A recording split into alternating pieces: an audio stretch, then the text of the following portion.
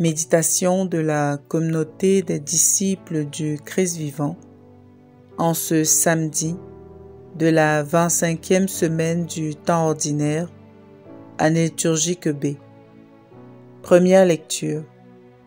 Lecture du livre de Qoéleth au chapitre 11, verset 9, au chapitre 12, verset 8.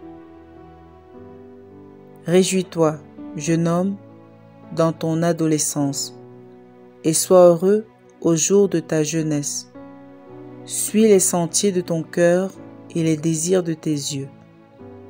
Mais sache que pour tout cela, Dieu t'appellera en jugement. Éloigne de ton cœur le chagrin. Écarte de ta chair la souffrance, car l'adolescence et le printemps de la vie ne sont que vanité. Souviens-toi de ton Créateur au jour de ta jeunesse, avant que viennent les jours mauvais, et qu'approchent les années dont tu diras « Je ne les aime pas ». Avant que s'obscurcissent le soleil et la lumière, la lune et les étoiles, et que reviennent les nuages après la pluie.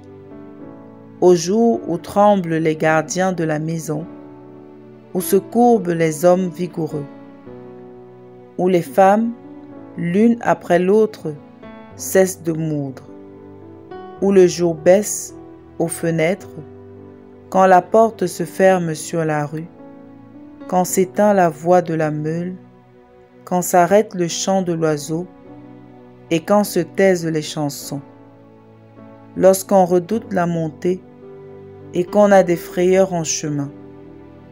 L'amandier en fleurs, la sauterelle s'alourdit et la capre ne produit aucun effet. Lorsque l'homme s'en va vers sa maison d'éternité et que les pleureurs sont déjà au coin de la rue. Avant que le fil d'argent se détache, que la lampe d'or se brise, que la cruche se casse à la fontaine, que la poulie se fonde sur le puits, et que la poussière retourne à la terre comme elle en vint, et le souffle de vie à Dieu qui l'a donné. Vanité des vanités, disait Qoéleth, tout est vanité. Parole du Seigneur. Méditation. Bien-aimés dans le Seigneur, que Dieu soit loué en tout temps. En ce samedi de la 25e semaine du temps ordinaire année B, nous poursuivons notre réflexion à la lumière des conseils de Qoéleth tirés du livre de l'Ecclésiaste. Il est vrai que tout est vanité et qu'il y a un temps pour tout. Notre vie est courte et pour cela, nous devons la vivre avec sagesse. Il nous est donné de vivre pleinement notre jeunesse, mais nous ne devons pas oublier que la vieillesse et ses maux viendront inévitablement. La question qui se pose ici est celle de savoir comment vivre pleinement notre jeunesse. Comment tirer profit de ce temps où nos cœurs sont remplis de rêves, d'espoir, de projets, de force et de liberté. Qoéleth, dans la première lecture, nous conseille de ne pas oublier le Seigneur pendant notre tendre jeunesse. Malgré la liberté que nous offre notre jeunesse, nous devons vivre en communion avec Dieu. Nos rêves, nos espérances et nos aspirations doivent être soumis à sa volonté. Si nous ignorons cette relation avec Dieu, la vieillesse arrivera et avec elle, les larmes et les angoisses d'une jeunesse vécue sans véritable sens ni direction. Oui, bien-aimés, si jeunesse savait, si jeunesse comprenait la brièveté de la vie et la nécessité de ne pas la mettre au service de passions dévoyées, si jeunesse savait que la vieillesse arrive vite et que, dans cette période de faiblesse, il sera trop tard pour agir avec la même vigueur.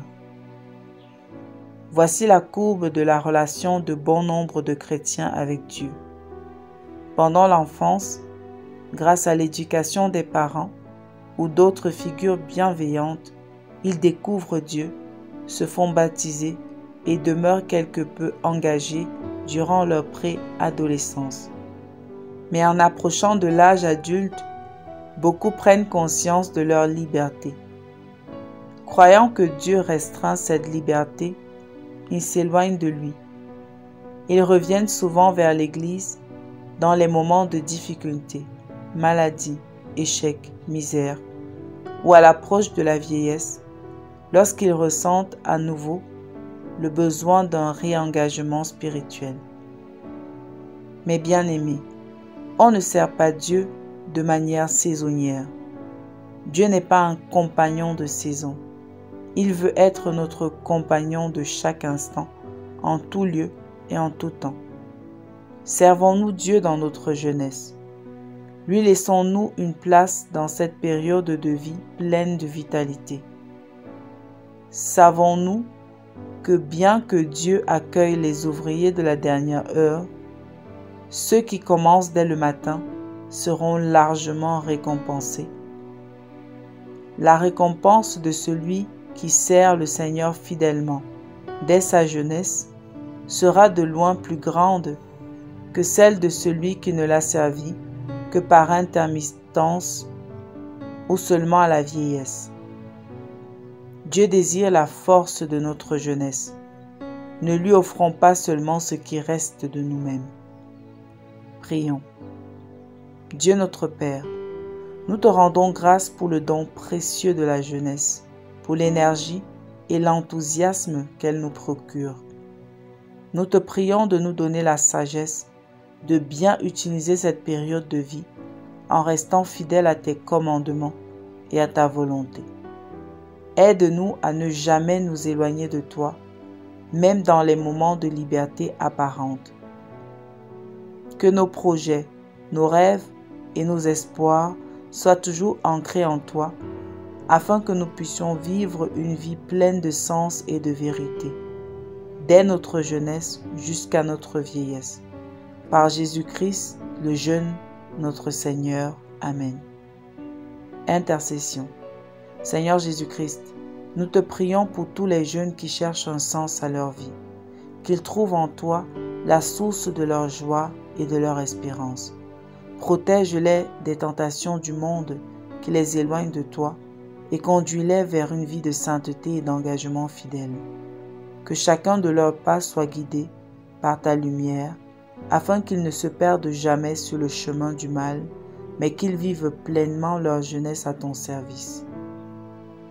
Nous te prions aussi pour les personnes âgées qui, dans leur faiblesse, cherchent à renouer avec toi. Accorde-leur ta paix et ton réconfort. Que, malgré les regrets ou les remords du passé, elles trouvent en toi un pardon toujours disponible, une grâce sans limite. Vierge Marie, intercède pour nous. Exercice spirituel. Examinons notre vie spirituelle. Prenons un moment pour réfléchir à la place que Dieu occupe dans notre vie actuellement. Sommes-nous proches de lui ou l'avons-nous éloigné de certaines sphères de notre vie? Rédigeons une prière de soumission.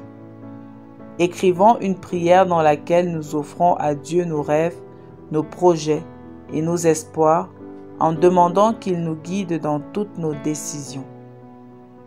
Pratiquons un geste concret de service. Cette semaine, offrons une journée ou quelques heures de notre temps pour servir les autres, que ce soit par une action bénévole ou une attention particulière envers une personne âgée ou malade. Faisons-le en l'offrant à Dieu comme un geste d'amour. Relecture de la journée. Chaque soir, prenons un moment pour faire une relecture de notre journée, en demandant à Dieu de nous éclairer sur les moments où nous aurons pu mieux le servir et les moments où nous avons été fidèles à son appel. Loué soit Jésus-Christ à jamais.